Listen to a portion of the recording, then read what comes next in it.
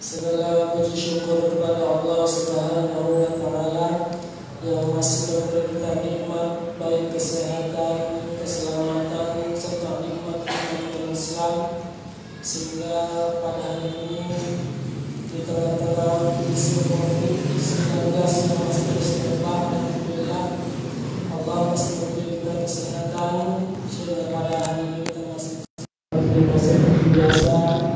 Alhamdulillah kita bisa datang ke masjid yang mulia ini untuk melaksanakan sholat fardu berjamaah dan juga mendengarkan pengajian yang bisa dipimpin dalam surat Haji Abdul Latif yang Mustaqim yang Imam dan selanjutnya salat berantikan salam tahiyatan dari malam baginda Rasulullah Muhammad sallallahu alaihi wasallam yang syafaatnya kita harapkan yang memuliakan Bapak Ustaz Bapak Haji Abdul Latif kan Mustaqim, yang menghormati para orang tua kami, para bapak dan ibu jamaah salat fardu maghrib yang dirahmati Allah Subhanahu wa Ta'ala. Ini seperti biasa rutin setiap malam Sabtu di pekan pertama dan pekan ketiga kita mengadakan pengajian dengan tema akidah dan akhlak. Dan sekali lagi kepada jemaah, bagi yang mempunyai pertanyaan, bagi yang mungkin malu untuk menyampaikan secara langsung, dapat ditulis di kertas untuk nanti disampaikan kepada Ustaz untuk bisa jawab. Kalaupun nanti ada yang bertanya langsung juga dipersilakan dengan segala hormat. Mungkin ini sekedar sebagai mukadimah, mudah-mudahan apa yang disampaikan oleh Ustaz bermanfaat buat kita semua, menambah semangat dalam beribadah kepada Allah Subhanahu wa Ta'ala dan menambah ilmu kita tentu. Demikian, wassalamualaikum warahmatullahi wabarakatuh.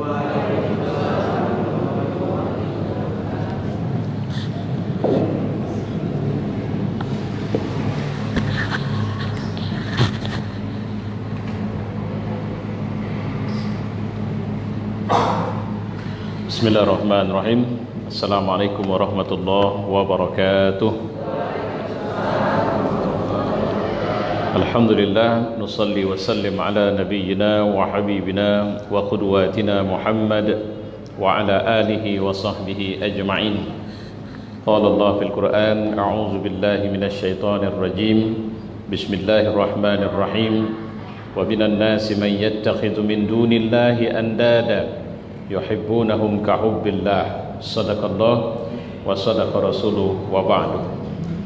Jemaah yang mulia, khususnya yang berada di Masjid Matla'ul Anwar, yang kita sudah alhamdulillah istiqomah melaksanakan kajian bersama saya setiap 2 pekanan, pekan pertama dan ketiga setiap bulan, dan juga para pemirsa yang menyaksikan kajian kita melalui channel Masjid Matla'ul Anwar di Facebook, yang semoga saja insyaallah juga nanti berkesempatan untuk bisa berinteraksi dengan cara bertanya melalui kolom komentar, ya, sehingga saya menyaksikan kajian ini langsung nanti insyaallah bisa menyampaikan pertanyaan kepada saya. Topik kajian kita pada hari ini adalah syarat diterimanya syahadatain. Ini menjadi pelajaran penting karena terus terang ketika kita bicara sebagai muslim, maka rukun muslim dan juga merupakan rukun Islam. Ini sangat populer sekali karena anak kita yang baru belajar Islam pun pelajarannya ini. Rukun Islam 5. Yang pertama, mengucap 2 kalimat syahadat. Sebenarnya kata mengucap ini kalau dikaji lebih dalam, sebagaimana yang sudah saya sampaikan dalam pembahasan sebelumnya, dia tidak sekedar bicara tentang mengucap 2 kalimat syahadat, tapi juga Kenapa seorang harus mengucapkan itu?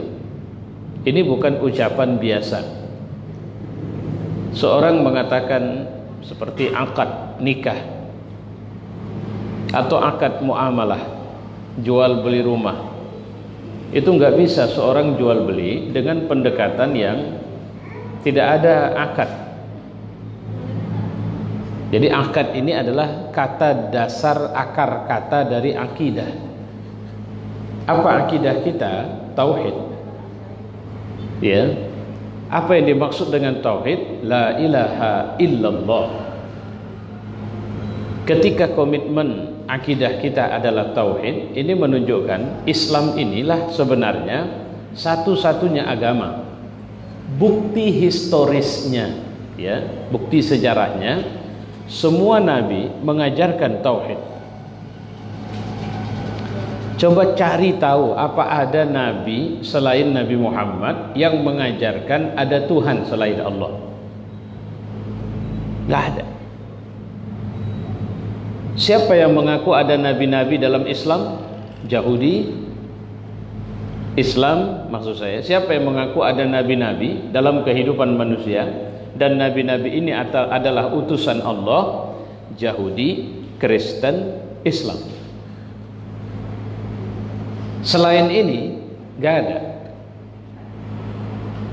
Bahkan ya, saya orang yang kuliah dulu di perbandingan agama. Tidak ada satu agama selain 3 agama tadi yang disebut sebagai agama samawi yang pembawa ajarannya mengatakan yakini, terima, akui aku adalah Tuhan. Tidak ada. Siddhartha Gautama, Sang Buddha Gautama, pembawa ajaran agama Buddha, itu nggak ada dia bilang aku Tuhan. Pertanyaannya, apakah Buddha Gautama dijadikan Tuhan sekarang sama penganut Buddha? Iya. Hindu, ajaran yang dibawa oleh para resi, itu awalnya Hindu ini dulu ajarannya diajarkan oleh 7 resi. Itulah asal muasal ajaran Hindu. Pun ternyata mereka tidak mengatakan ada Tuhan selain Allah. Konghucu juga demikian. Kalau Indonesia kan ada Kristen, Kristen itu yang dimaksud Kristen itu Protestan. Ada Katolik, ini diakui nih. Dua-dua sebenarnya akar katanya kepada agama yang dibawa oleh Nabi Isa. Kemudian ada Yahudi tidak diakui di Indonesia. Pertanyaannya, apakah ada penganut Yahudi di Indonesia? Ya mungkin ada. Gak bisa kita bilang gak ada. Mungkin ada. Apa gak ada orang Yahudi di Indonesia? Mungkin ada. Watak Yahudi, nah kalau itu banyak. Ya. Kalau rasnya Yahudi, Israel mungkin ada. Terus agama apa yang kita akui? Konghucu. Konghucu ini sebenarnya dibawa oleh pembawa ajaran. Ini hasil olah pikir, olah budi pemimpinnya. Dan dia gak bilang aku Tuhan. Gitu. Sudahlah. Kita pulang kepada tadi, bagi kita Muslim ini menjadi prinsip. Seorang yang mengaku Muslim tidak bisa tidak, itu harus, ya ini nggak bisa nanti, ya nggak bisa maksud saya nggak bisa ditafsir ini. Apakah boleh saya tetap menyembah Allah tapi piara tuyul? Nggak bisa. Kenapa Bapak piara tuyul? Pak, saya percaya rezeki itu dari Allah. Piara tuyul ini kan ini ikhtiar. Terus terang Pak, saya usaha ini. Gak bisa. Ketika kita mengatakan Tuhan kita Allah, kita tunduk kepada Allah, kita terima Allah sebagai satu-satunya Tuhan, disinilah kita harus tahu siapa yang dimaksud Tuhan. Kenapa dia, ini kan sudah berulang ini saya sampaikan, kenapa dia dipertuhan? Apakah Tuhan itu hanya Tuhan yang disembah, tapi urusan cari makan dia bukan Tuhan kita? Kalau sekarang ini kan banyak orang mengaku Muslim, percaya Allah itu Tuhan, tapi nggak percaya Allah itu sebagai pemberi rezeki. Apa bukti nggak percaya? Cari makannya pakai dukun, pedagang pakai pelaris, pakai penutup. Ibu-ibu ngerti istilah penutup itu? Kawan berdagang supaya jangan banyak orang ke situ, dibuat seakan-akan nggak berdagang. Ini serius loh, saya pernah mata kepala saya sendiri Pak, saya nggak ngerti. Artinya saya juga kena kalau begitu. Ada itu istri saya ikut itu, teman istri saya jualan. Saya senang dengan masakan temannya ini, artinya apa yang dijual saya selalu beli. Seringnya kami telepon saja. Pernah beberapa kali jalan ke tempat dia dagang, nggak pernah jualan. Satu kali ketika sudah persis tempat dia berdagang itu, saya lihat kosong Pak. Artinya apa? Nggak jualan dia. Penasaran sampai rumah ditelepon, ditanya, kenapa nggak jualan? Ah enggak, saya jualan. Coba bayangin, saya persis ngeliat nggak jualan. Jadi bagaimana bisa kayak begitu? Jawabannya, nah itu kalau istilahnya ditutup. Nah, ini biasa ini penyakit orang-orang berdagang ini. Satu, dibuatnya kesan seakan-akan setan itu nutupin. Mata kita dibuat, dikasihnya satu frame bahwa yang kita tengok ya itu saja, padahal bukan itu. Ada enggak dibuatnya sakit kawannya? Kenapa bisa demikian? Itu tadi, ini urusan cari makan, kita nggak percaya sama Allah. Pernah nggak pergi ke tempat orang jualan makanan, food court namanya? Food court ini kan kalau kita mau beli nasi goreng kan tidak satu styling aja, tidak satu outlet saja di situ. Ada sekian outlet itu. Mau beli mie sekian outlet, mau beli sate sekian outlet. Pertanyaannya, kok bisa ya? Masing-masing tetap punya rezeki. Kalau kita tunduk, kalau kita percaya kepada Allah, rezeki itu nggak ketukar. Cuma yang sering terjadi itu, ini masih berdagang kecil-kecilan, pada tingkat level yang lebih tinggi, macam-macam tingkah orang. Kalau pejabat, kita sering dengar yang namanya koruptor kan rata-rata para pejabat. Pejabat ini kan orang yang nggak percaya Tuhan dalam urusan rezeki ini. Maaf, maksud saya koruptor. Kenapa nggak percaya Tuhan? Karena dia ngerampas. Kalau dia percaya Tuhan, rezekinya adalah rezeki yang memang kalau saya bekerja, gaji saya ini. Tapi ini bukan punya saya. Cuma dengan kewenangan saya, ini bisa saya ambil paksa. Itu namanya ngerampas, ngerampok. Kalau seorang mendapat rezeki tidak dengan cara yang Allah ridho, pertanyaannya, itu rezeki dari Allah enggak? Pak, cobalah perhatiin. Orang-orang kalau cari makan yang enggak halal, bisa rumahnya besar, tanahnya banyak, mobilnya rame, tapi bahagianya nggak ada. Kenapa nggak ada bahagianya? Ya, bentuk nggak ada bahagia bagaimana? Nggak bagus hubungannya sama istri, istri sama suami, orang tua sama anak, anak sikit tapi narkoba, pergaulan bebas. Artinya Pak, kalau bahasa kita nggak berkah. Sering-sering kalau orang yang jadi hafiz anak-anak, itu anak orang kayak mana ya? Kalau bicara ukuran rezeki kita, seringkali yang jadi hafiz Quran itu rata-rata bukan anak orang yang hidup dalam kekayaan yang berkelimpahan. Bahkan terkadang ayah omaknya rumahnya masih ngontrak. Kenapa? Berkah. Perhatiin, Orang-orang yang punya kesempatan, hati lembut, muka ramah. Kalau kita ketemu orang begitu, pertanyaan saya, Bapak senang sama dia karena dia orang kaya atau karena keramah tamahannya? Pasti keramah tamahannya. Kalau keramah tamahannya, tambah lagi dia orang kaya, tambah lagi dia pejabat.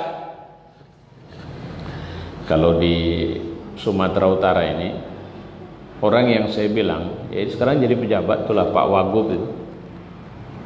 Kalau saya bilang, beliau itu modalnya nggak usah banyak-banyak, karena orang nengok dia senang. Ya saya nggak tahu, ada bapak yang nggak senang, saya nggak tahu ya. Tapi setahu saya, rata-rata orang kalau ketemu beliau senang. Kenapa? Dia santun, dia ramah. Terus ada lagi yang menarik, bukan karena kemarin waktu kampanye, dia punya kebiasaan berinfak, suka bantu orang. Jadi kenapa saya senang sama dia? Itu kira-kira begitu. Loh, kok bisa? Saya bukan masalah apa didapat, saya senang orangnya ramah. Saya kemarin ketemu Pak Gubernur juga begitu. Kelebihannya yaitu ramah, gak ada sombongnya kalau boleh dibilang. Ya. Nah jemaah yang mulia, nah sekarang kita pulang kepada kajian kita. Apa sih syarat supaya syahadat kita benar?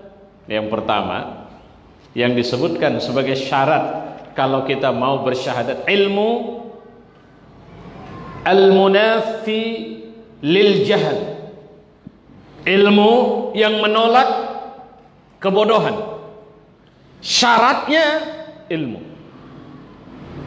Kenapa seorang konsisten untuk menerima Allah sebagai Tuhan, apapun resikonya, syaratnya dia punya ilmunya, dia tahu ilmunya. Kenapa ya masakannya sama, tapi kalau ibu itu yang masak kok bisa lebih enak? Resep sama, komposisi resepnya sama, jam masaknya sama. Kenapa ya? Saya teringat, kalau mungkin bapak-bapak tahu, ada kartun anak-anak SpongeBob. Apa kelebihan, apa namanya itu, Krusty, Krab, si Plankton sibuk mau curi resep. Satu waktu sempat dia dapat resep, tapi rasanya nggak sama. Nah kenapa? Nah ini yang menarik. SpongeBob menceritakan resep yang nggak pernah ada dan tidak, kalaupun ditulis belum tentu berakibat sama. Apa itu? Masak dengan cinta. Itu beda itu rasanya. Ibu kalau masak lagi enak hati, masakannya biasanya enak kan? Tapi kalau baru merepet, gaduh, apalagi sama suami, waduh berantakan itu.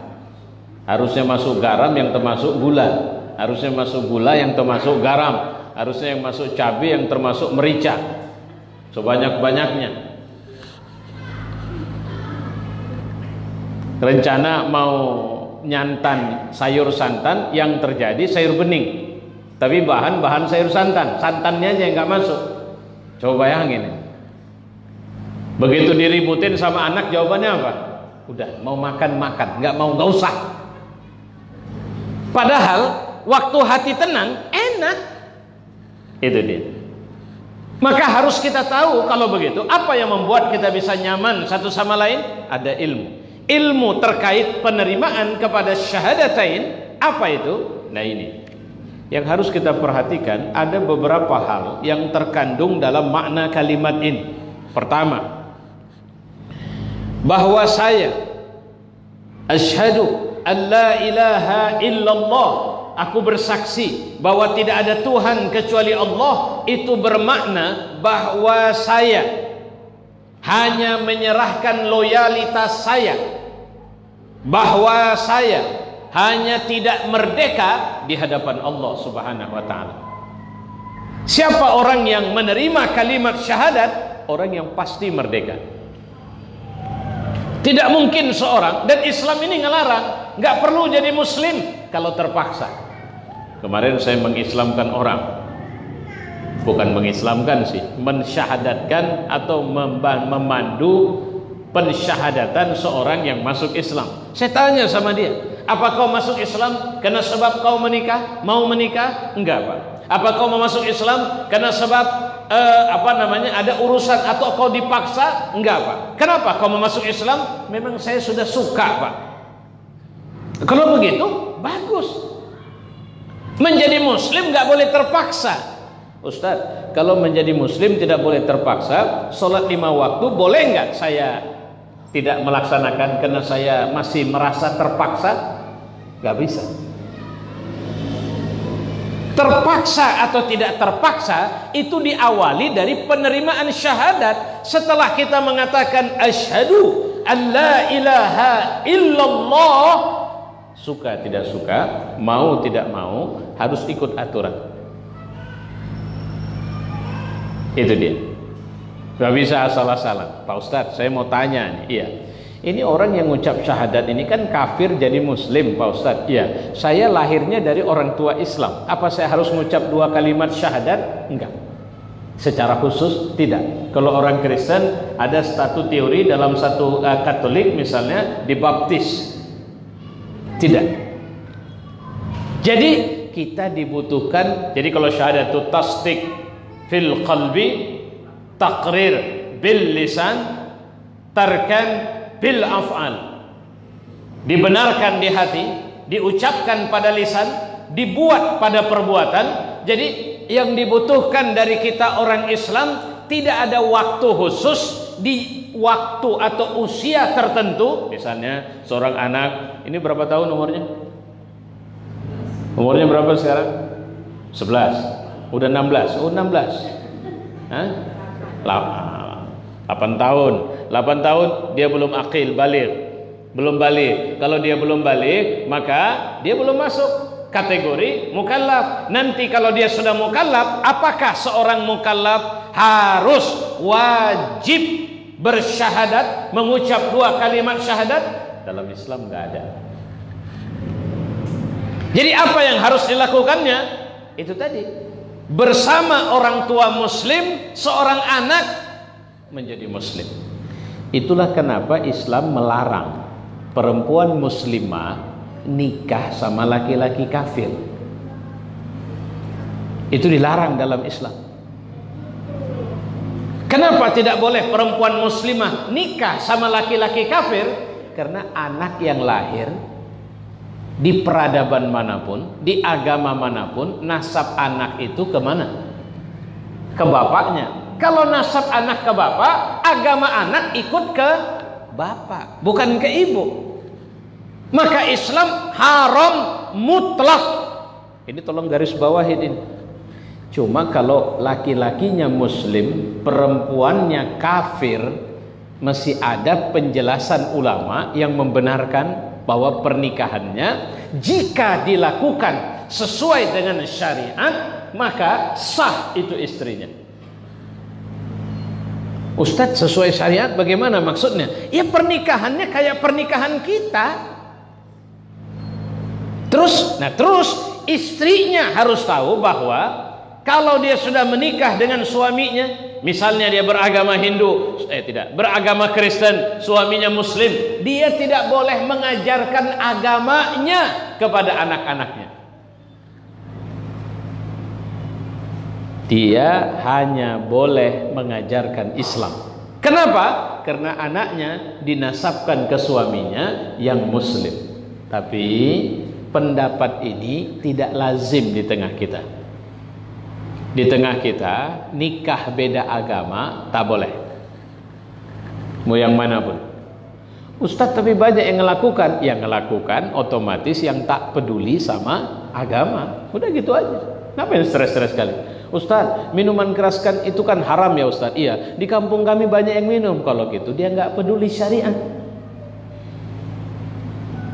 Begitu saya bersyahadat, apa bukti syahadat saya benar? Ilmunya pertama, saya cuma wala kepada syariat Allah.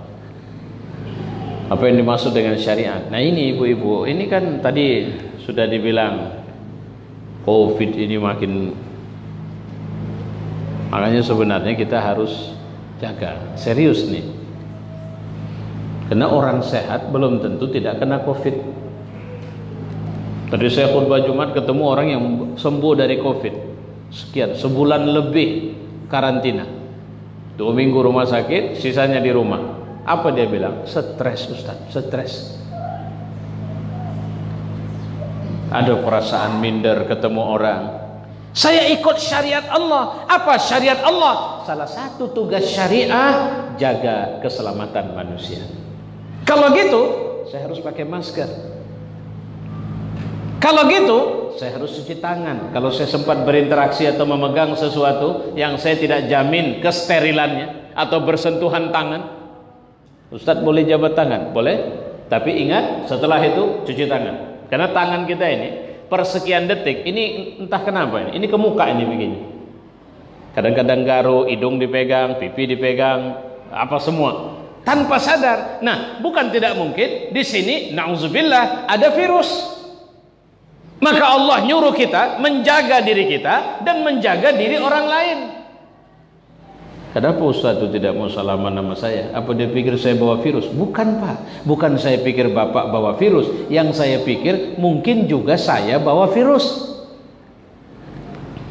Kalau saya bawa virus, Bapak nggak bawa virus, virus di saya bisa pindah ke Bapak. Kalau Bapak bawa virus, saya nggak bawa virus, virus Bapak bisa pindah ke saya. Kalau gitu Ustaz, ngapain kita kumpul-kumpul? Bukan tidak boleh, tapi aturannya. Nah, aturan inilah syariat. Tidak semua bahasa syariat itu harus pakai ayat, ada teks Quran, nggak begitu. Ya. Ada syariat itu yang aturannya semua manusia cukup paham. Apa contohnya? Jujur. Semua orang tidak suka dengan orang yang tidak jujur. Semua orang tidak suka dengan orang yang pembohong. Semua orang yang tidak suka dan hilang kepercayaan kepada orang yang biasa berkhianat. Apa katanya? Dia bilang dia datang. Berapa lama? Setengah jam lagi. Udah tak akan datang itu, dia pulang aja kau. Kenapa? Udah biasa dia berbohong itu. Orang kehilangan kepercayaan. Itu standar. Pertanyaannya, suka enggak? Coba cari siapa manusia yang suka dibohongi. Tidak ada. Itu yang dibilang ada sistem yang sudah inheren dalam diri kita. Sebenarnya mengajarkan syariat. Kesalahan orang mengira syariat itu urusannya melulu pada hudud. Hudud itu apa? Potong tangan, rajam, dicambuk. Pendekatan hudud tidak bisa sama dengan yang lain. Ini saya ambil contoh nih. Ada orang, laki-laki dan perempuan, bukan suami istri, masuk ke dalam satu ruangan berduaan. Kelihatan begitu mesra. Masyarakat sudah geram betul nih. Akhirnya digerebek. Digerebek, ini mohon maaf nih cerita.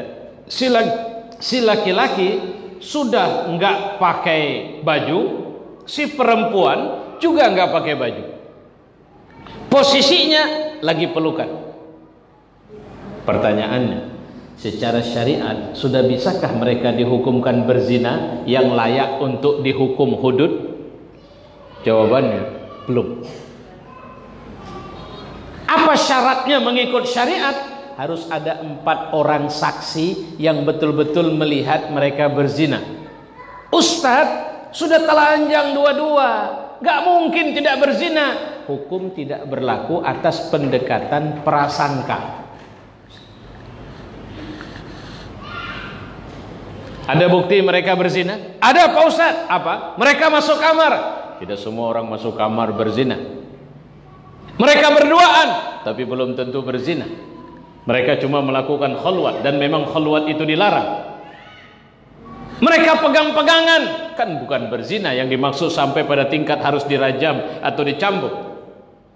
Mereka sudah pelukan, sudah buka baju, tapi belum tentu berzina. Apa yang dimaksud dengan berzina? Dan saksi apa yang dibutuhkan? Saksi yang betul-betul melihat, kalau pakai bahasa istilah Nabi, timba sudah masuk ke sumur. Itu ketengok mereka. Pertanyaannya, kira-kira walaupun Bapak gerebek, mungkinkah itu? Bisakah kita memastikan itu terjadi? Artinya ada 4 orang saksi? Bisa, tapi mudah enggak? Ustadz, mohon maaf, alat kontrasepsi Ustadz sudah dipakai, Ustadz sudah dipakai, tapi Anda tidak tahu bagaimana makainya. Kalau begitu cerita syariat Islam, ya nggak bisa dong diterapkan syariat Islam. Bisa. Kenapa? Yang punya syariat siapa? Kita atau Tuhan? Tuhan itu Tuhan dunia, dan di akhirat nggak Tuhan lagi rupanya. Seorang yang di dunia selamat dari hukum syariat dalam urusan hudud, siapa yang mengatakan bahwa dia tidak selamat di akhirat? Atau dia juga akan selamat di akhirat? Bukankah Tuhan pemilik syariat? Jika hukum tidak ditegakkan di dunia, maka di akhirat dialah pemilik hukum, dia akan menegakkannya. Seorang yang ditindas, seorang yang dizalimi dalam kehidupan dunia memang bisa jadi karena dia tidak berdaya, dia tidak punya kekuatan, dia tidak punya kekuasaan, sehingga dia ditindas sampai dia mati. Di mana keuntungan dia untuk ditindas? Di mana letak keadilan? Kenapa Allah membiarkan ada orang yang ditindas sementara ada penindas yang tidak bertaubat? Ada orang yang buat salah sampai mati tidak bertaubat. Di mana letak keadilan Allah? Keadilan Allah akan sepenuhnya dilekatkan dalam kehidupan akhirat. Karena Maliki Yaumiddin, dialah rajanya nanti. Dialah yang memiliki otonomi, otoritas mutlak untuk menentukan apa saja. Ustaz, kenapa Tuhan tidak terapkan di sini? Karena hukum-hukum syariat di sini diserahkan kepada kita orang beriman untuk mengaturnya, untuk melaksanakannya. Bagaimana cara melaksanakannya? Ada hukum yang nggak bisa kita terapkan kecuali harus ada organisasi atau negara dulu. Itu tadi kayak hukum hudud. Gak bisa, Ustadz udah bisa, ada bukti 4 orang. Iya, mereka berzina. Iya Ustadz, bukti. Kalau gitu kita tegakkan hukum hudud. Gak bisa. Kita siapa? Negara mengaturnya enggak. Kalau negara tidak mengaturnya, gak bisa hukum itu ditegakkan. Jadi kalau gitu selamat dong mereka Ustadz? Enggak. Mereka dituntut bertaubat kepada Allah. Semoga Allah menghapus dosa mereka dan tidak menegakkan hukum untuk mereka dan membalas mereka di akhirat kelak. Yang penting kita wala, kita loyal sama saya ikut hukum Allah. Kenapa ikut hukum Allah? Coba bapak-bapak, ibu-ibu, yuk kita cari tahu. Coba cari sama saya, sebut sama saya, nggak harus sebut sekarang, atau apa saja makanan, jenis makanan yang haram dimakan. Pertanyaannya, coba benturkan kenapa diharamkan dengan kemampuan berpikir kita. Rata-rata sesuatu itu dilarang dilakukan, sesuatu itu dilarang dikonsumsi dalam Islam karena bisa menciderai kemuliaan kemanusiaan kita, bisa merusak peradaban kita. Kenapa tidak boleh mabuk? Orang kalau mabuk, saya pernah ngelihat, saya pernah nyaksiin. Dulu zaman saya anak-anak, kalau mabuk kan tua Pak, sama kamput. Kalau bapak-bapak zaman dulu tahu istilah kamput itu. Ada botol minuman keras merek Kambing Putih, disingkat kamput. Di kampung saya ada orang baik tapi rajin mabuk. Ini mata saya ngelihat Pak, Bu, kami sama-sama mandi. Zaman itu mandi di sungai. Apa yang dilakukannya? Habis mandi dia wudhu. Tapi tahu nggak dia wudhu pakai air apa? Maaf cakap, air kencingnya diambil. Diambilnya, ditahannya, usapnya mukanya, ambilnya, tahannya, bisa semua dapat. Berwudhu pakai air kencing. Siapa dia? Pemabuk. Coba bayangin. Kenapa? Otaknya rusak. Kenapa Islam ngelarang mabuk? Jawabannya itu tadi. Karena kehormatan kemanusiaan kita, akal pikiran kita akan rusak dengan khamar itu. Kenapa mengambil barang yang bukan hak kita dilarang dalam Islam, diharamkan? Ya tentu karena itu kezaliman, karena itu akan menindas, menganiaya, membuat derita, kesedihan pada orang. Tidak ada yang dilarang kecuali semua larangan itu ditujukan untuk menjaga kemuliaan manusia. Itu yang harus kita paham. Alah, orang saya nggak apa-apa kok. Saya mau tanya sama ibu, kita kalau di kampung masih ada nggak musimnya? Kalau sudah mau pesta, besok pesta, malam lelean. Masih ada nggak tradisi malam lelean itu nyediain nasi goreng? Masih. Pertanyaan saya selanjutnya, ada nggak masih pakai tua juga? Saya mau tanya, besok mau ngapain? Mau nikah? Kira-kira mungkin Allah kasih berkah nggak nikah itu kalau di tempat itu kita melakukan maksiat juga malamnya? Kenapa Allah larang? Tidak boleh mencampur aduk bainal haq wal batil, antara benar dengan salah tidak boleh dicampur aduk. Kenapa sekarang banyak manusia makin payah dibilangi? Karena benihnya udah, kalau ibarat padi udah nggak A+, Pak, nggak unggul lagi benihnya. Benih kita sekarang, anak-anak, na'udzubillah min zalik, lebih mudah merengkel ketimbang nurut. Saya tadi datang terlambat, itu anak-anak sholat di samping, ditongkrongi, ditunggui, dijaga, ya ribut juga. Cuma itu sifat anak-anak. Dimarahi, anak sekarang beda. Kalau dulu orang tua ngajar, guru ngajar di sekolah, saya pernah dulu, kami berkonspirasi, nggak suka sama satu teman, terakhir kami keroyok itu teman, terakhir ditangkap kepala sekolah termasuk saya. Marah besar kepala sekolah, semua yang diberdirikan di depan itu ditempeleng satu-satu, pak. Syukurnya waktu giliran saya nggak ditempeleng, saya nggak tahu kenapa itu. Padahal saya ikut dalam kelompok komplotan itu. Saya ingat sekali itu peristiwanya.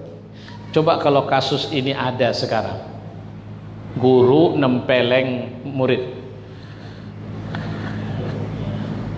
kita makin lemah. Karena dulu guru itu juga orang tua, sekarang sudah tidak. Siapa yang bilang tidak? Orang tua murid juga tidak lagi menyepakati itu. Dan guru sendiri pun sekarang sudah tidak berpikir bahwa dia orang tua bagi murid-muridnya. Kebanyakannya sudah begitu. Islam mengajari kita komitmen kepada syariat. Hakikatnya komitmen. Kalau saya punya mobil, betulin mobil saya rusak, saya kan tidak harus masuk bengkel kereta, saya harus masuk bengkel mobil yang lebih nyaman. Saya pernah betulin mobil, mesin mobil, turun, begitu turun, ampun, langsung terus menerus rusak, ketahuan, rupanya dikokang. Di mana kesalahan saya? Pergi ke bengkel yang abal-abal. Apa? Kenapa ke sana? Karena orang yang ngasih tahu itu orang yang saya percaya. Habis itu saya nggak percaya lagi sampai sekarang. Sejak itu setiap servis mobil saya nggak pernah kecuali ke yang mengeluarkan mobil atau bengkel resmi mobil itu. Yang paling mengerti manusia siapa? Allah. Saya mau bicara lah, cuma enak. Kalau di sini kan orang baik semua, ibu-ibu. Sebenarnya mengikut nurani maksud saya. Kira-kira mana lebih terhormat? Perempuan nutup aurat atau perempuan hampir telanjang di jalan sana? Kan lebih terhormat yang tutup aurat kan? Itu ikut nurani sajalah.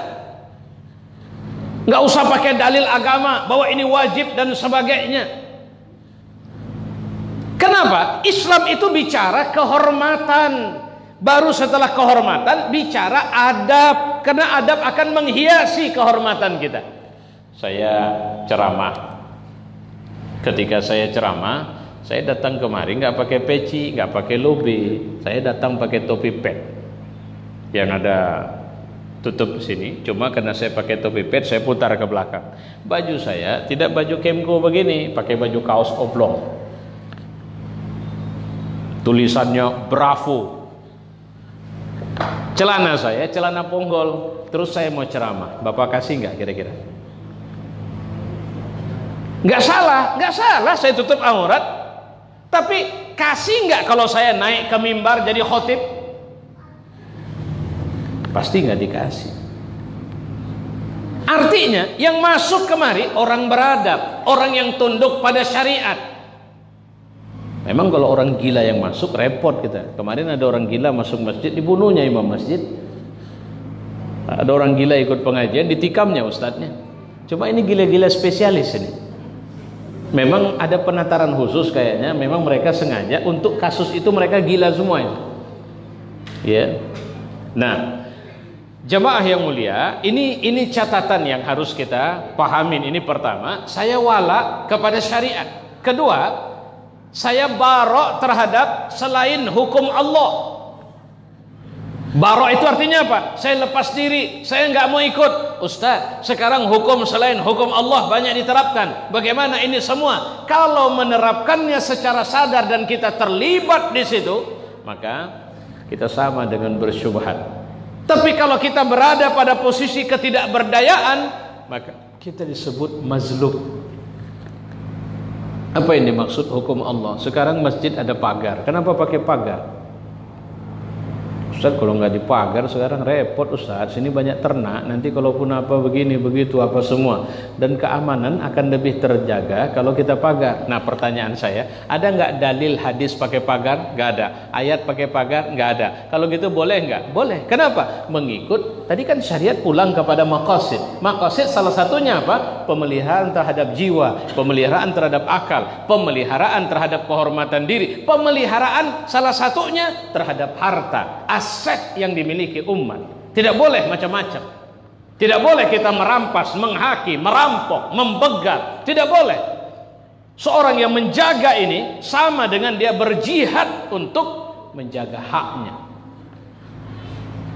Pangkas. Coba cari dalil pangkas. Bahwa rambut harus dipangkas kalau sudah panjang. Coba dulu. Enggak. Cukur-cukur rambut tertentu, ya. Tapi yang dimaksud pangkas dengan model, boleh nggak Ustaz kalau saya pangkas modelnya model Sianu apa semua? Sekarang Islam bicara dengan pendekatan kehormatan. Jangan tasyabuh. Tasyabuh itu apa? Nyerupain tingkah orang kafir. Tingkah orang kafir saja jangan. Sekarang banyak anak gadis kita tiba-tiba entah kenapa ada yang rambutnya biru, ada yang orange, ada yang kayak bulu anjing itu yang apa coklat itu kan, apa itu krim. Ada yang macam-macam di rambutnya warnanya. Anak muda juga begitu, ada pakai anting-anting sebelah. Pertanyaannya, boleh nggak? Islam mengatakan tidak boleh. Kenapa? Seorang yang suka pakai sebelah-sebelah, setan suka begitu. Pakai baju cuma satu tangan aja ditaruhkan. Dulu kan banyak bandit-bandit atau preman-preman kalau pakai baju gitu, satu tangan aja. Dulu bangga kali rasanya kalau udah pakai baju begitu. Zaman saya anak-anak, mungkin bapak juga begitu. Kalau ada kawan kita yang bajunya cuma satu tangan aja dipakai, itu tandanya dia preman itu. Kalau sekarang tanda preman apa? Mungkin kalau baju udah lebih rapi sekarang. Ya, zaman saya remaja dulu tanda preman, muka selalu mata selalu merah. Jalan selalu sempoyongan, itu preman itu. Kita pun takut sama dia. Hukum jahiliyah, Islam bilang jangan. Boleh nggak perempuan untuk, kalau saya ditanya orang, perempuan mau potong rambut, tidak potong rambut, dia kalau keluar bertemu dengan yang bukan mahramnya, dia harus pakai jilbab. Selesai. Kalau gitu nggak ada pembahasan yang lebih serius tentang itu. Ustadz, boleh nggak saya pakai rok pendek? Boleh. Di mana? Ya sama suami. Kalau lagi sedang sendirian boleh. Tak pakai apa-apa pun boleh. Tapi kalau tengah orang banyak, segala yang dilarang dipakai tak boleh. Itu yang harus kita perhatikan. Baik, ini sudah mau dekat ke Isya. Ada pertanyaan Mas? Ya, silakan Pak. Korin.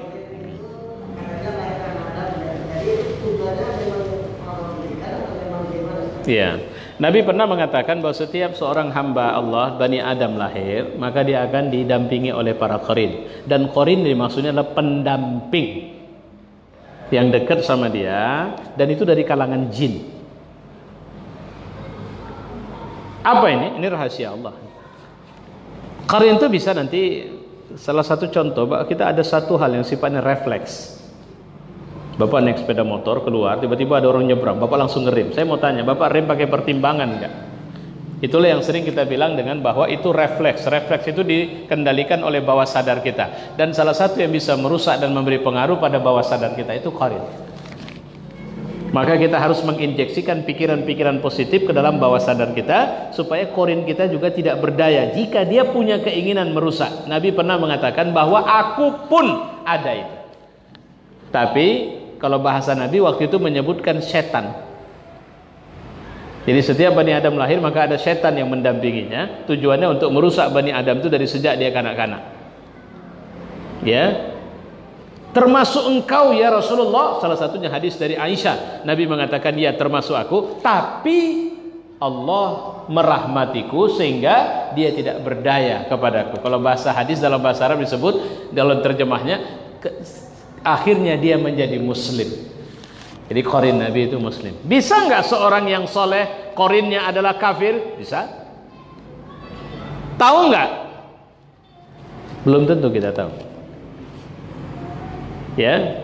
Jadi kalau Bapak tanya apa hikmah, ini banyak penjelasan-penjelasan terkait hikmah kenapa ada qarin. Tapi yang harus dipahami, qarin itu tidak akan memberi pengaruh secara fisik kepada kita. Jadi ada penyakit di masyarakat, kalau sudah bicara jin, ini saya selesaikan dulu sama ini ya. Bicara tentang jin, seakan-akan dunia jin ini begitu mempengaruhi kita. Enggak, kita adalah makhluk terbaik, kitalah yang paling baik diciptakan Allah di muka bumi dari sisi model penciptaan. Bahkan dibandingkan dengan Jibril sekalipun, manusia itu lebih baik penampilan. Setampan-tampannya monyet, masih lebih baik laki-laki yang paling jelek. Jadi monyet dipakai topi pet, pakai kacamata hitam, pakai celana jeans, pakai kaos oblong, pakai sepatu, tetap monyet. Gitu. Oke ya Pak ya, mohon maaf nanti kalau kurang lagi nanti kita diskusikan lebih lanjut. Assalamualaikum Ustaz, segala sesuatu yang terjadi di muka bumi ini kan sudah kehendak dan ketentuannya Allah dalam hal ini. Nah, yang saya ingin tanyakan, kalau hal yang buruk atau maksiat itu bagaimana Ustaz? Dia chosen, pilihan. Wa hadainahu najdain fa'alhamaha fujuraha wa taqwaha. Kami sudah kasih insting, ilham, naluri untuk buat dosa dan untuk buat baik. Kami sudah kasih tahu ini baik, ini buruk, dan kami sudah mengarahkan jangan buat yang buruk tapi buat yang baik. Cuma manusia tidak dipaksa untuk memilih itu. Ingat, ada kemerdekaan memilih. Cuma jika seorang memilih yang buruk, maka Allah sudah bilang, kalau kau memilih yang buruk, maka merugilah kau. Faqad khaba man dassaha. Rugilah orang yang merusak kebaikan atau jiwanya itu, maka dia akan berakibat buruk. Dan kalau dia memilih yang baik, Allah akan berikan yang baik. Allah sudah kasih pilihan, terserahmu. Nah, begitu memahaminya. Baik. Assalamualaikum warahmatullahi wabarakatuh. Waalaikumsalam warahmatullahi wabarakatuh. Bagaimana status anak yang terlahir dari pasangan yang berbeda agama? Statusnya tetap anak, status anak ya tetap anak. Karena di negeri kita ini berlaku hukum yang sifatnya hukum negara. Kalau bahasa kita catatan sipil, sehingga ada akte kelahiran. Akte kelahiran itulah yang menentukan tanggal kelahiran dan seharusnya agama. Saya lupa, akte kelahiran ada kolom agama nggak di dalam? Tidak ada kan? Cuma dijelaskan bahwa telah lahir si Anu, anak dari si Anu pada tanggal sekian. Udah sampai di situ. Jadi akte kelahiran kita itu nggak bicara agama. Dengan demikian dia tetap anak sah. Anak sah dari perkawinan yang mana? Perkawinan yang sah. Perkawinan yang sah itu bagaimana? Ada perkawinan mengikut hukum agama, ada perkawinan mengikut hukum aturan pemerintahan atau hukum negara. Kompositif. Seorang mencatatkan pernikahannya, lantas dikatakan bahwa kalian sudah menikah, diberikan sertifikat atau diberikan surat nikah. Kira-kira begitu. Nah, bagaimana status anaknya kalau mereka berbeda agama? Secara syariat, pernikahan beda agama, tadi saya mengatakan, jika laki-lakinya muslim, wanitanya tidak muslim, itu masih bisa dibenarkan. Ini diakui oleh sekelompok para ulama, tapi di Indonesia ini tidak dianut karena adanya fatwa yang mengatakan haram nikah beda agama. Tapi kalau itu terjadi, Ustadz bagaimana? Pertanyaan saya harus dijawab dulu. Nikahnya kemarin cara Islam enggak? Enggak Ustadz, ya sudah. Kalau gitu mereka tidak ada istilah mereka sudah menikah dalam syariat Islam. Jadi kalau begitu status anaknya, anak yang bukan lahir dari pernikahan. Apakah anaknya harus bertobat? Dosa apa anaknya? Kenapa harus bertobat? Di mana dosanya? Ustadz, katanya kalau anak yang lahir dari luar nikah, mereka ada konsekuensi-konsekuensi hukum. Di antaranya misalnya, dia tidak dibenarkan jadi imam bagi orang-orang yang lahir. Jawabannya sederhana. Konsekuensi hukum ini adalah akibat sosial sekaligus memunculkan efek jera. Seharusnya kita bisa paham, jangan sampai kekurang ajaran kita berakibat pada anak kita. Kan memang kalau sempat kita biarkan saja, artinya nggak apa-apa, bapak ibu mau nikah, mau berzina apa semua nggak apa-apa, lahir anak nanti nggak ada masalah kok. Kan bahaya bagi agama. Tidak ada pengetatan sehingga sama seperti, mohon maaf, ini saya teruskan. Ada di masyarakat berkembang, kalau orang berzina, mereka boleh menikah, nanti setelah anaknya lahir nikah lagi. Ada pernah dengar gitu? Itu menyesatkan itu. Cobalah bayangkan, kalau mereka berzina, mereka menikah, nanti anak lahir nikah lagi. Pertanyaan saya, nikah yang pertama hukumnya apa? Apa yang dihalalkan dari nikah yang pertama? Dan apa yang dihalalkan dari nikah kedua? Dan dari mana syariat? Maksud saya, kalau nikah pertama dianggap bukan nikah yang sah, lantas mereka serumah, mereka berhubungan suami istri, itu menandakan Islam membenarkan perzinahan juga kan? Cuma perzinahan terselubung dengan dalil sudah menikah untuk nutupin rasa malu saja. Baru nanti setelah anak lahir baru nikah yang sah. Jadi nikah yang tidak sah dibenarkan dalam Islam. Itu hati-hati, itu nggak ada. Kalau seorang berzina, laki-laki berzina dengan seorang perempuan, jelas mama mereka sesama pezina, lantas kemudian mereka menikah, sah nikahnya, nggak perlu ada nikah kedua. Karena kalau sempat harus ada nikah kedua, status nikah yang pertama apa? Kira-kira begitu. Kan sama aja kita menghalalkan zina, udah nggak apa-apa berzina. Nanti kalau mau nikah, nanti habis anak lahir baru. Paham ya Bu ya, Pak? Saya kira ini wallahu a'lam bishawab. Insyaallah Allah memberi keberkahan kepada kita. Mari sama kita tutup dengan doa.